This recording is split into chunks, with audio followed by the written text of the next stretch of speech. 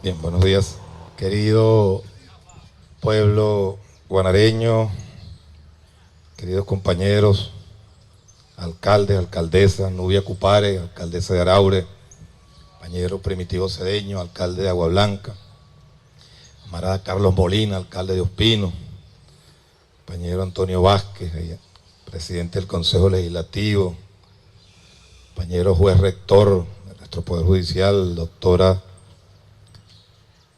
Zenaida, autoridad judicial penal de nuestro Estado, compañeros representantes del Poder Moral, compañeros hermanos de las Fuerzas Armadas, compañeros secretarios, secretarias,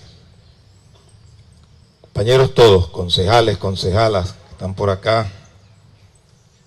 Yo soy muy malo leyendo vocativos y diciendo vocativos porque siempre se me escapa alguien y peca uno de maleducado por no designar a los compañeros que están todos presentes.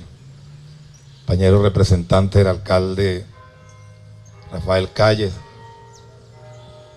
camaradas todos, hoy sábado santo, donde la mayoría de nuestro pueblo quizás esté disfrutando de una bien merecida vacación, de un merecido descanso, donde parte de nuestros trabajadores también están disfrutando de su merecido descanso.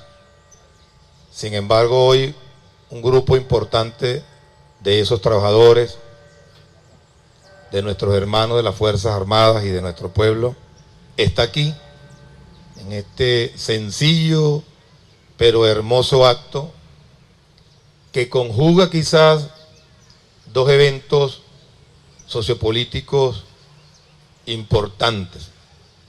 Conjuga en primer lugar una de las grandes celebraciones que la Iglesia Católica lleva adelante alrededor del mundo, en los países y sociedades donde el catolicismo asume la hegemonía como expresión espiritual del ser humano.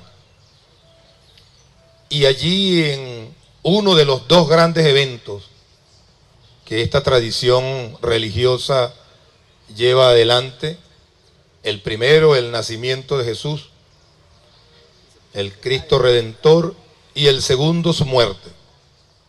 Todo lo que es ese misterio que rodeó y que rodea todavía 2014 años después, la vida y la muerte, la pasión y la muerte de Cristo.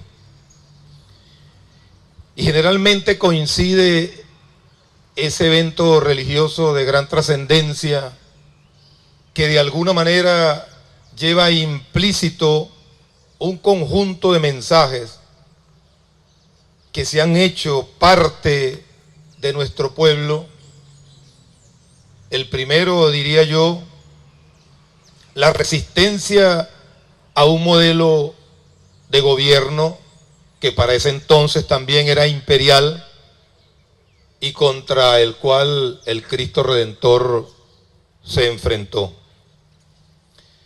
El segundo, una especie de cultura del miedo, del sufrimiento, del temor, que en nuestro pueblo se ha venido sembrando como condición sine qua non para poder alcanzar estadios de felicidad superiores.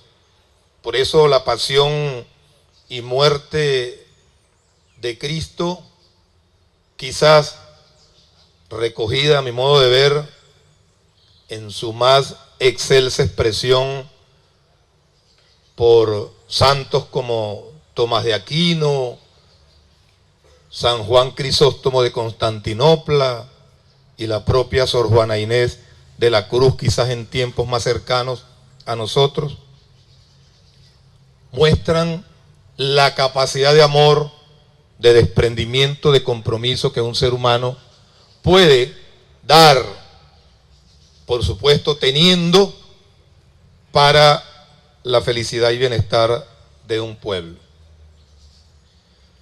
Y coincide esa Semana Santa de abril con aquellos días en donde, si analizamos a profundidad las características del hecho político de ese 19 de abril de 1810, pudiéramos con todo el respeto quizás decir que fue el primer golpe suave que en la política de la historia republicana de nuestro país se sucedió.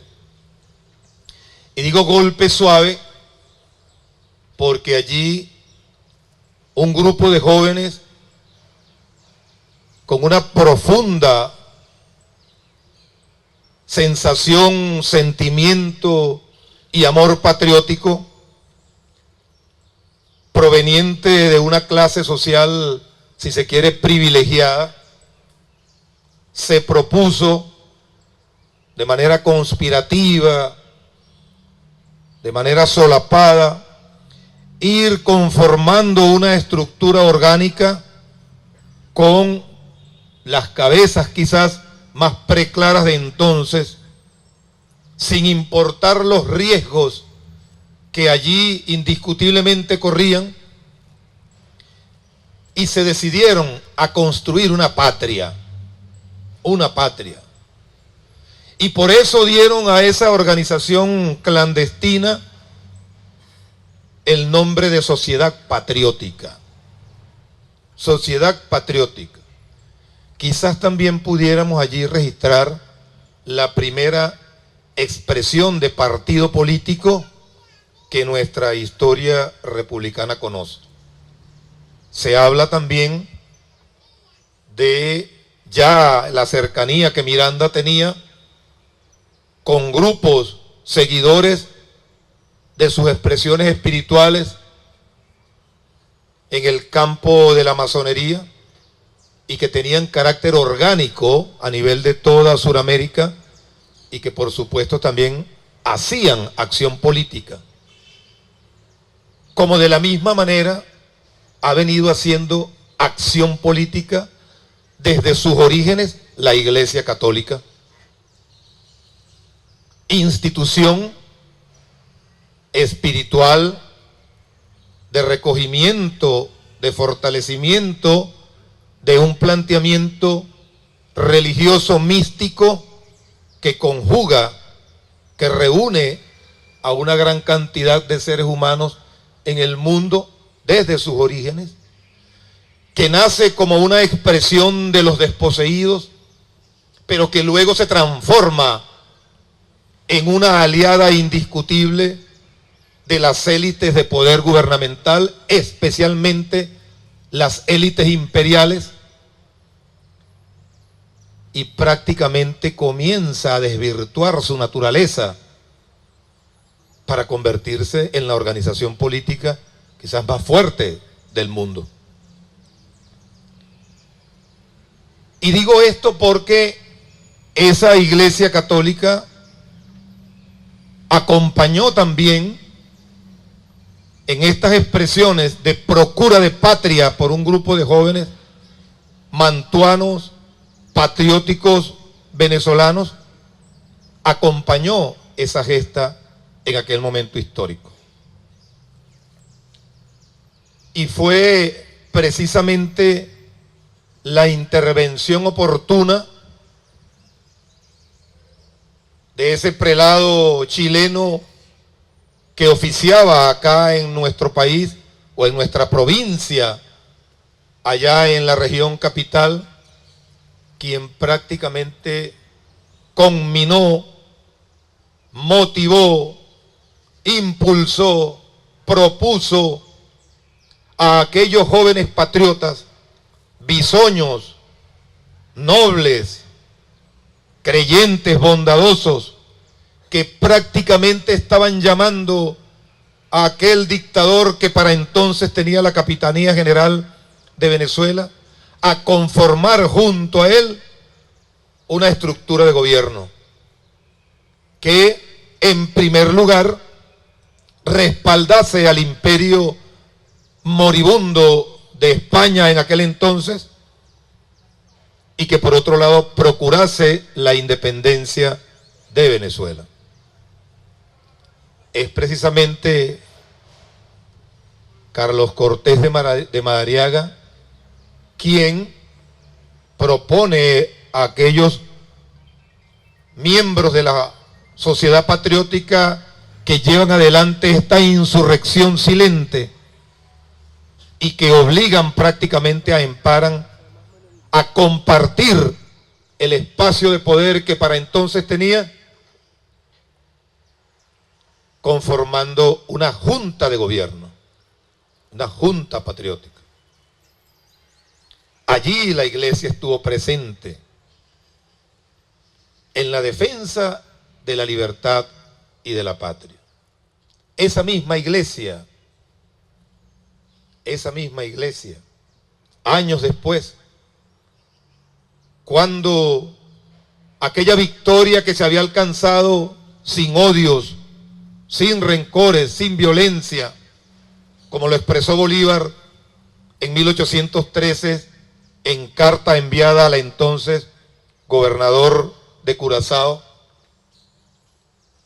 decía Bolívar, palabras más, palabras menos, al amigo gobernador de Curazao, que a pesar de haber vivido por más de 300 años, por más de 3 siglos, la más infausta tiranía genocida, el más grande saqueo que la historia de la humanidad pudo haber conocido para ese entonces, ellos, con ese grupo de patriotas venezolanos, habían conformado una estructura política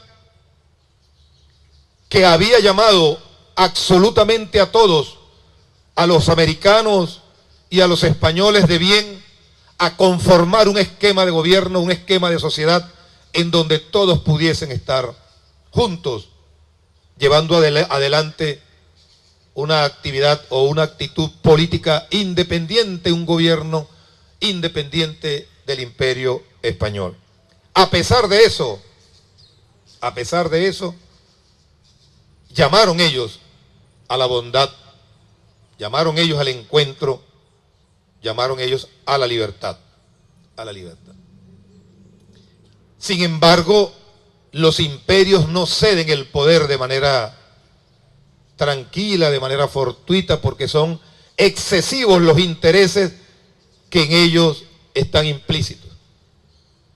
Y fue luego de más de 10 años de guerra cruenta, fratricida incluso, en donde se tuvo que dictar una de las medidas más drásticas en la política republicana de nuestra sociedad, como lo fue el decreto de guerra a muerte,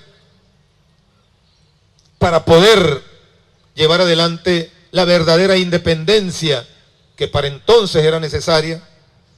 Allí, en esas batallas, en el fragor de ese combate, esa misma representación de la iglesia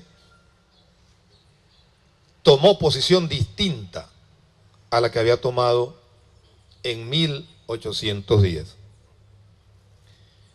Y hago referencia a estas dos instituciones, la iglesia y la institución política, y a estos dos eventos para nosotros tan memorables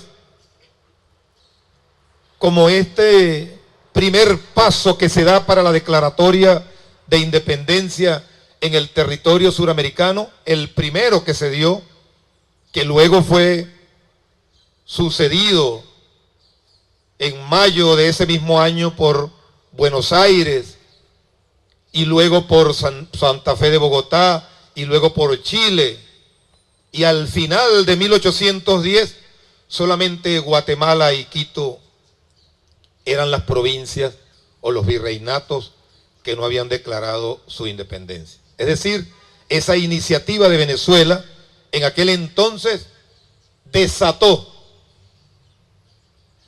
el ánimo y el espíritu independentista del pueblo suramericano, mestizo, sometido a más de 300 años de tiranía y de saqueo, y comenzó luego también la Venezuela heroica a guerrear para que esa expresión pacífica de aquel 19 de abril pudiese ser una realidad concreta.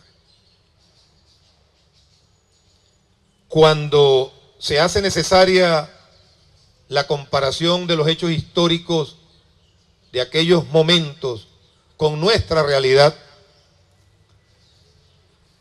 aparecen muchas analogías en ella, aparecen muchas similitudes en ella. Y a mi modo de ver muy particular, ese 19 de abril de 1810, por sus características, se pareciese o pareciera muy similar a aquella declaratoria que en el año 99 el compañero Hugo Chávez lanzaba al país cuando llamó a constituyente, al proceso constituyente. Consciente como estaba Hugo Chávez en ese entonces de que esa libertad por la cual Bolívar, Miranda, Salias, Rocio, Madariaga, Sucre, Páez, todos esos próceres que nos antecedieron, no había sido alcanzada a plenitud, vivía todavía inmersa en una tiranía imperial de más de 200 años adicionales a aquellos 300 de saqueo. Venía de un saqueo de su más grande riqueza por más de 120 años. Mantenía una tiranía cultural hegemónica del más grande imperio que la humanidad ha conocido, apelando Hugo Chávez a las enseñanzas de ese guía político y espiritual que siempre tuvo, como lo fue Bolívar. Lanza entonces de manera pacífica, de manera bondadosa, el llamado a constituyente, la verdadera revolución en nuestro proceso, la verdadera revolución. ¿Y por qué digo la verdadera revolución?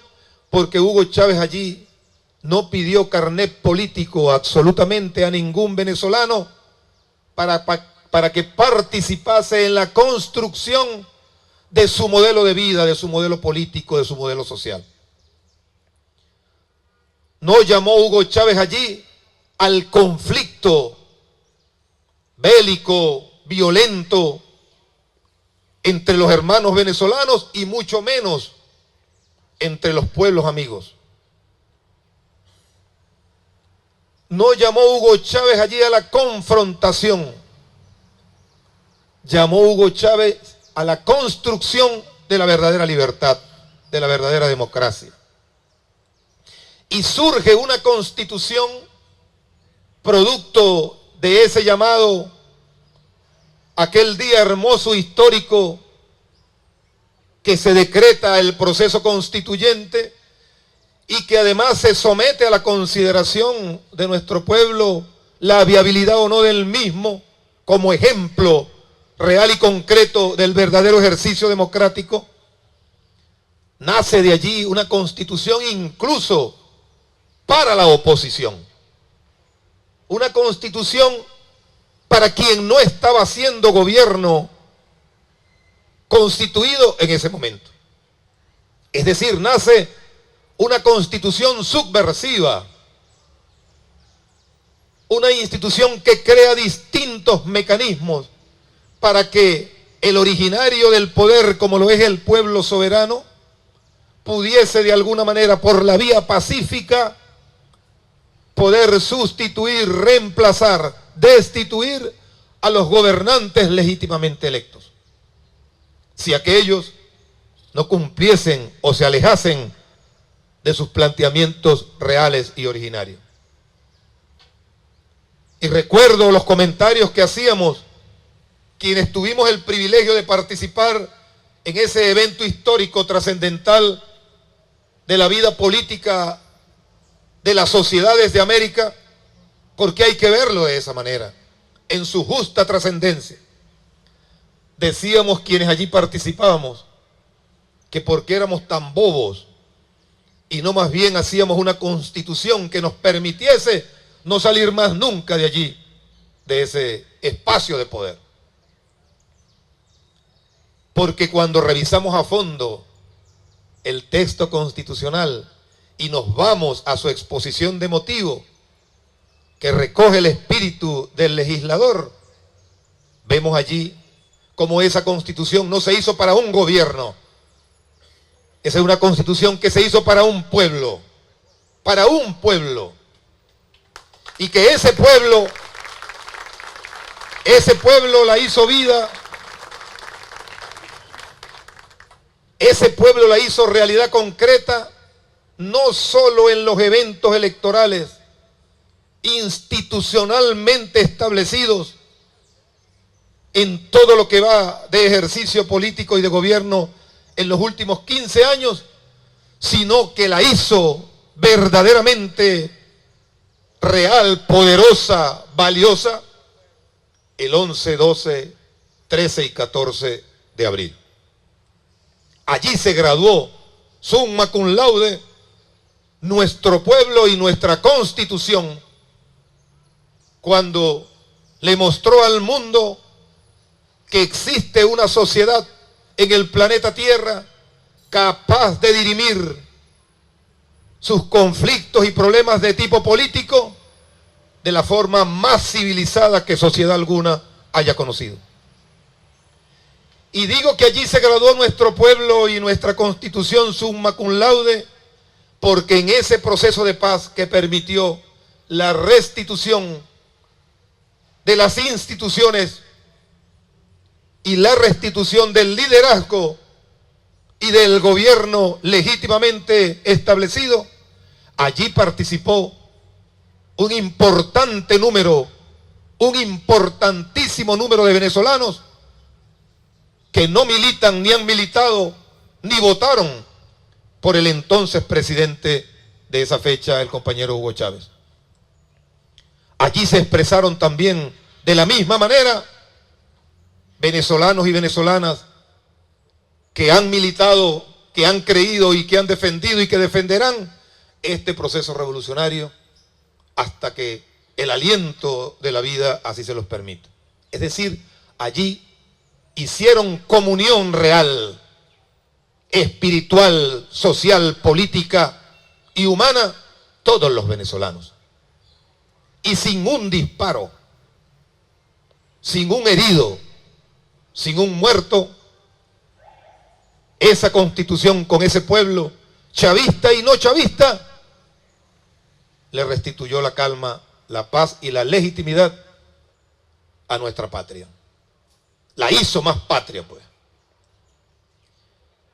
Allí algunas instituciones, como las que ya he mencionado, una vez más se pusieron de espalda a ese pueblo. Una vez más incluso negaron su naturaleza, su origen. Allí incluso llamaron solapada y abiertamente a la insurrección violenta,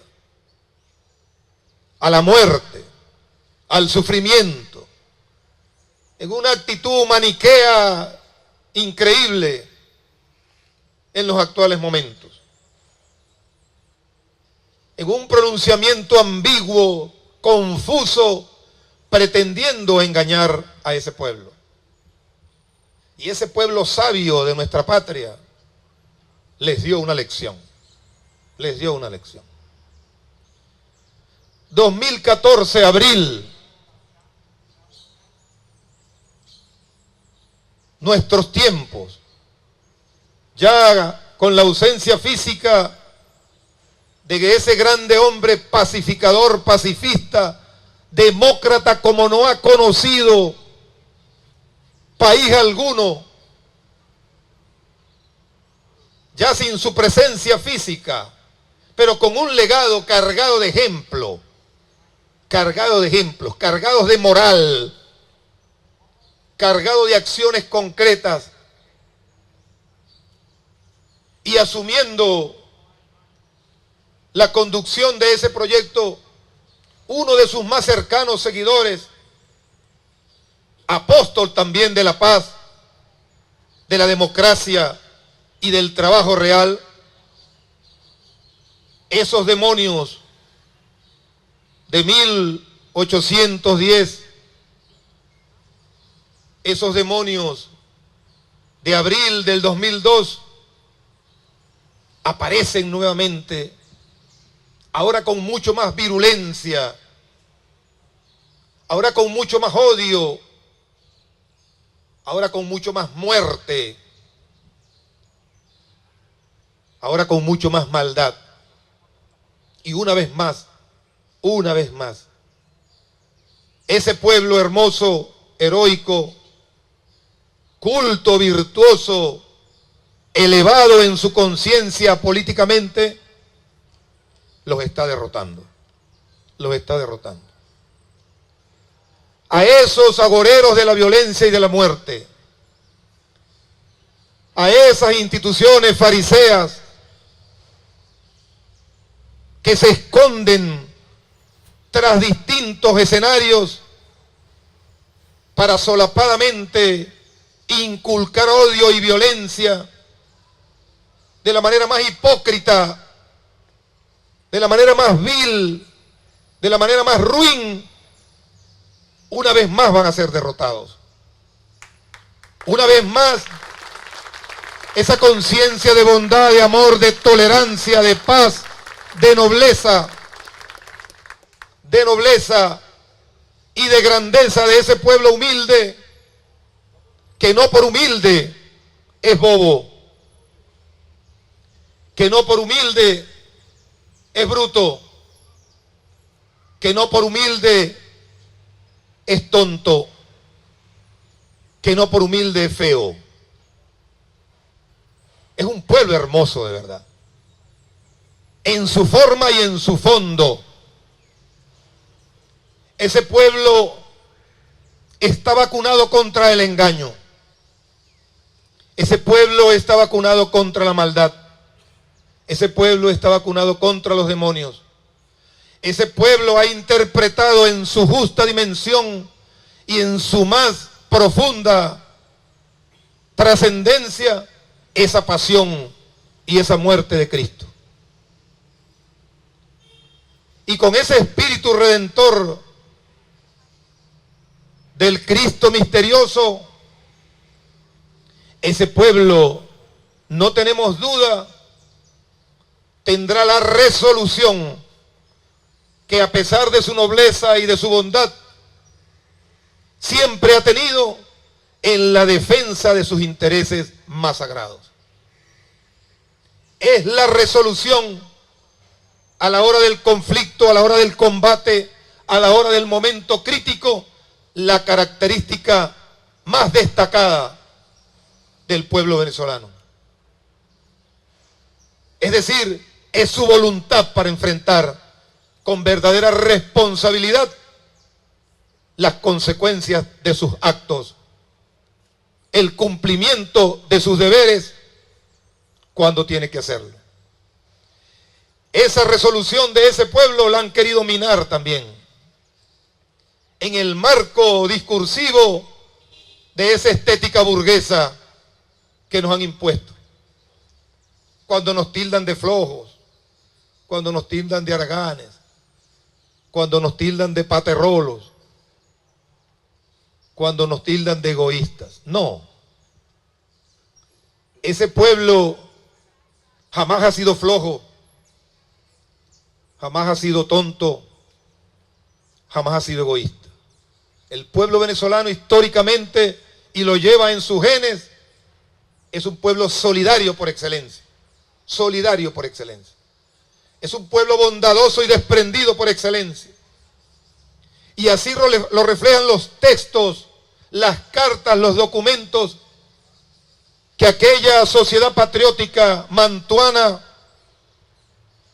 planteó al momento de sustituir aquella dictadura y tiranía de más de 300 años, cuando llamó con la nobleza, la hidalguía y la bondad de quienes conformaban aquella junta, cuando llamó a todos a construir una patria libre.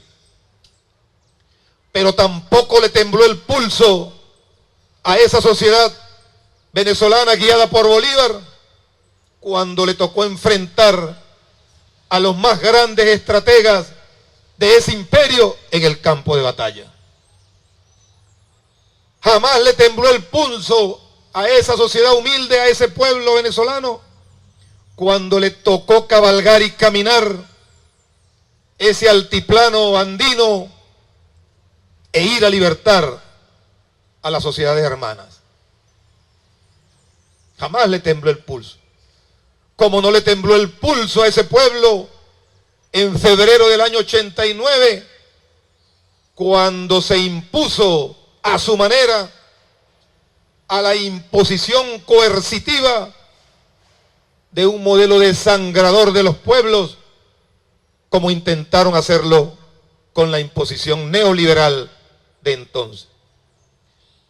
Jamás le tembló el pulso tampoco a ese pueblo cuando tuvo que bajar de los cerros aquel abril del 2002 a procurar a su líder, a procurar la restitución de su proyecto. Y no le ha temblado el pulso a ese pueblo hermoso, altamente tolerante, altamente bondadoso, altamente democrático.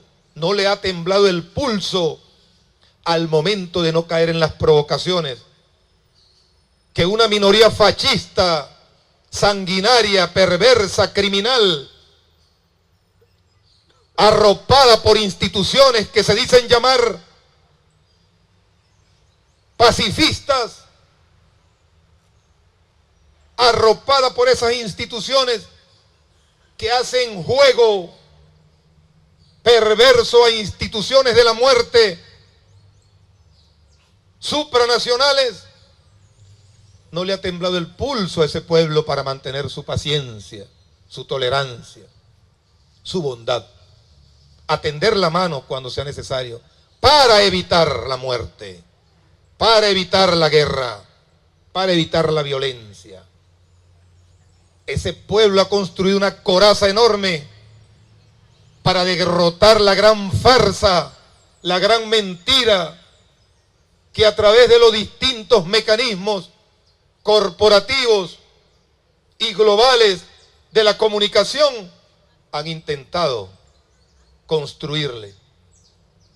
Y ese pueblo sabio, con su trabajo y con su compromiso y con su vivencia, les ha dicho así en la cara: esas mentiras que estás diciendo no se compaginan con esta realidad que estamos viviendo y que estamos construyendo. Y no conozco en la historia política de sociedad alguna, incluyendo las sociedades europeas que vivieron los conflictos mundiales, no conozco una campaña tan sanguinaria, tan perversa desde el punto de vista mediático, como la que contra este país se ha librado. Y mucho menos conozco sociedad alguna en la historia política de la humanidad que haya vivido una experiencia como esta, tan cruenta, sin haber sucumbido a la provocación. Ese es el 19 de abril, que hoy, 204 años después, traemos a nuestra memoria. Ese encuentro histórico de dos momentos de la sociedad, en nuestro caso, importantes. A esa iglesia que respetamos, la iglesia como institución, a esa iglesia que respetamos, que creemos que todavía puede salvar su credibilidad y su legitimidad en el momento histórico que vive la humanidad, y que ahora pareciera, con la presencia de un guía progresista, como lo es el Papa Francisco, pareciera que puede ir por buen camino. Pero ya todos quieren entonces interpretar a Francisco como mejor les conviene. Eso es parte del fariseísmo. Yo no voy a caer en esa provocación. No voy a caer hasta quizás no tener la oportunidad de leer las primeras encíclicas que este prelado de la iglesia haga. Pero sí creo, como le dije al nuncio apostólico recién sustituido por el actual y que estuvo de visita acá en la residencia de gobierno, así como se lo dije a él en privado, lo comparto ahora en público con ustedes. ¿Cuál va a ser el rol de la iglesia ante estos gobiernos imperiales, invasores, dominantes que pretenden subyugar al mundo? ¿Qué papel va a jugar la Iglesia Católica como primera instancia religiosa y espiritual del mundo ante esos hechos que no tienen absolutamente ninguna discusión? ¿Cuál va a ser su rol ante el imperialismo capitalista? ¿Cuál va a ser su actuación? Ahí está esa pregunta. Ahí está esa pregunta. ¿Se van a poner de espaldas a los pueblos del mundo o van a acompañar la voluntad de los pueblos del mundo? ¿Van a seguir cerrando las puertas de las iglesias como actualmente han hecho, físicamente incluso, o las van a abrir de par en par para que ese pueblo entre como siempre entró a esas iglesias? ¿O vamos a seguir inundando con aire acondicionado para hacer elitesca la misa y dejar al pueblo humilde afuera? Ese es el reto que esa iglesia tiene. Reto que han asumido otras iglesias del mundo. Reto que han asumido otras expresiones espirituales del mundo. Y con toda la responsabilidad del caso, que como gobernante soy de este Estado, electo legítimamente por el pueblo. Y en la trascendencia de este acto, para nosotros histórico, heroico, político, asumo las responsabilidades que tenga que asumir con las posiciones que estoy asumiendo. Las asumo completamente. Pero es mi obligación moral, es mi obligación en mis convicciones espirituales incluso, e ideológicas, hacer esa pregunta con toda humildad y con todo cariño y con todo respeto a esa élite eclesiástica de la conferencia episcopal que todavía llama a la muerte y a la violencia. A esa élite que se divorció del pueblo y que niega la verdadera democracia que estamos viviendo. Que ojalá interpreten en su justa dimensión las palabras de su máxima autoridad, el Papa. Dios quiera que así sea. Dios quiera que así sea. Y que esa iglesia de San Juan Crisóstomo de Constantinopla resurja como en sus orígenes fue la iglesia de los pobres, realmente de los pobres. No para que los pobres siempre sigan siendo pobres, no para que los pobres se hagan dueños de bienes materiales, no. Es para que los pobres, como decía el comandante supremo Hugo Chávez, asuman la suprema felicidad posible aquí en la tierra. Aquí en la tierra, y que cuando vayan al cielo y al paraíso, en otra expresión de vida o de energía, como seguramente será, vayan bien alimentaditos, bien fuertes, de felicidad suprema. Ese es el rol que nos toca. Y ese es el rol que con nuestro pueblo seguiremos construyendo. seguiremos construyendo. En estos días de gloria para nosotros, en estos días de traer a la memoria a estos héroes que más que como héroes e intocables, los hemos hecho humanos, los hemos palpado, los hemos tocado, hemos vivido con ellos sus vivencias, hemos compartido con ellos sus tristezas, sus alegrías, sus acciones, como compartimos con nuestro pueblo también sus dramas, sus felicidades, sus sonrisas, sus bondades. Como compartíamos ayer, por ejemplo, ese hermoso evento allá en Río Agnos, una población históricamente olvidada, compartiendo con ellos la alegría de una obra que Dios mediante traerá progreso, bienestar y calidad de vida para ellos, espiritual y materialmente. Así que este encuentro de hoy, altamente agradecido, orgulloso, satisfecho por la presencia de ustedes, que con toda seguridad, como muchos de los que aquí estamos, nos hemos recogido en la paz espiritual.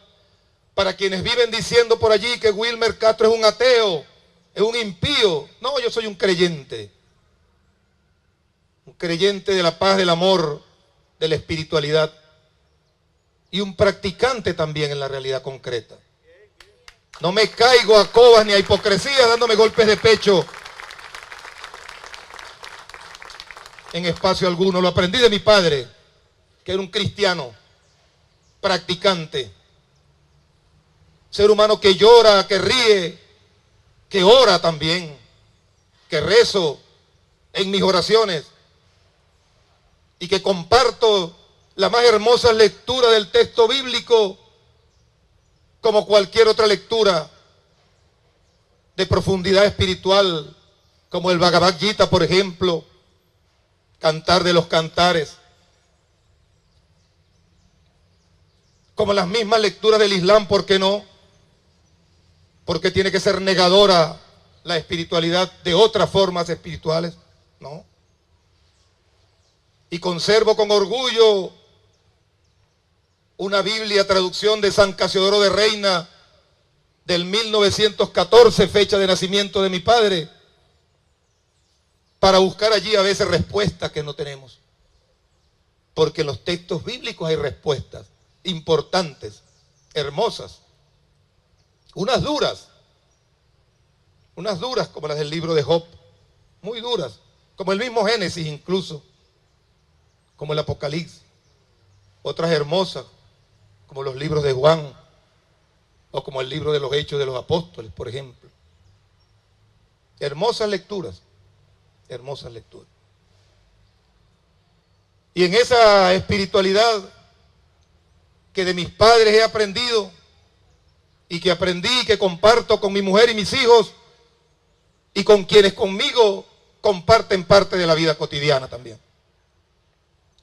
En la profunda espiritualidad de estos momentos, creo que es fundamental la reflexión. La reflexión. Nuestro gobierno ha llamado a la paz de manera incansable, interminable, a la paz verdadera. No ha sido nuestro gobierno el que ha roto los acuerdos hechos. No ha sido nuestro gobierno.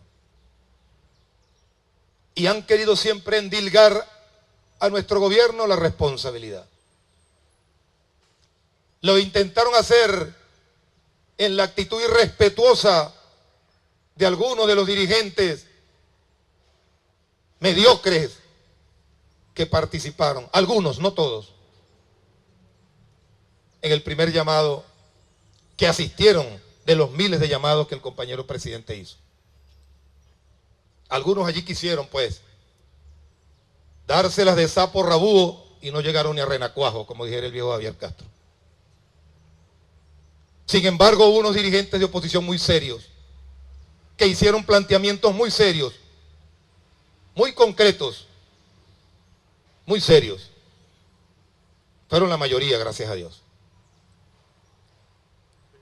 Esos mediocres, arrogantes, vanidosos, que pretendieron allí lucirse ante el pueblo que creen que lideran,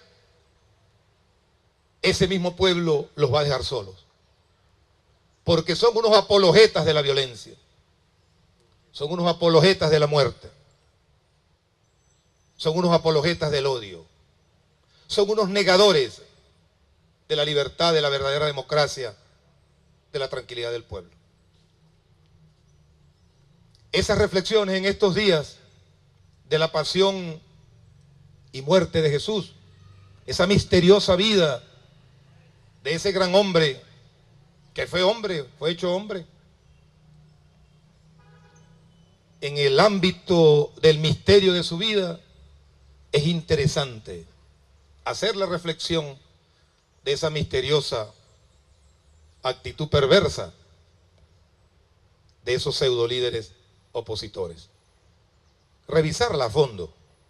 ¿Cuáles son sus verdaderos contenidos? Meterle la lupa con la sabiduría que nuestro pueblo siempre ha tenido a eso que pretenden informarnos y que nos confunde para facilitar el odio entre el uno y el otro. Meterle la lupa y elevarse quizás como se elevó Jesús allá en la cruz y perdonó, o como dijera Sor Juana, como se elevó allá en el sepulcro y resucitó el día de la resurrección, elevarse entonces y arropar con ese manto de bondad, ese manto de amor y ese manto de espiritualidad todo aquel odio que está allí, para que ese manto lo seque, lo extirpe, lo elimine, lo erradique e ilumine la conciencia solidaria, bondadosa, responsable y honesta de quienes pretenden enlodarnos en una guerra fratricida. Creo que estos días son bien oportunos para ello, en unión de nuestras familias, que gracias a que Portugués es un territorio de paz, vinieron muchísimos de afuera, de distintas latitudes, a disfrutar de la tranquilidad y además de lo bello que está nuestro estado, sin elogios para mí, no, gracias a esos alcaldes que ahora tenemos que están trabajando. Y de alguna manera algo aporta el gobernador también. No vamos a ser modestos en eso, ¿no? Pero tenemos un estado bonito. Un agua blanca repleta allá en esa piscina gigante. Un ospino allá full en ese chorro de San Miguel que hasta le cayó agüita ahí pues, como bendición. Ese espíritu que ya tiene cloacas y tiene todos sus barrios asfaltados.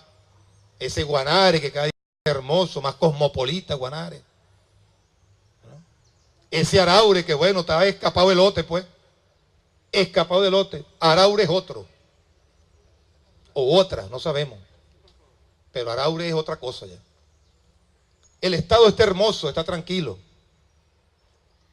Está en paz. Está recibiendo a su Cristo Redentor con la espiritualidad que siempre ha tenido.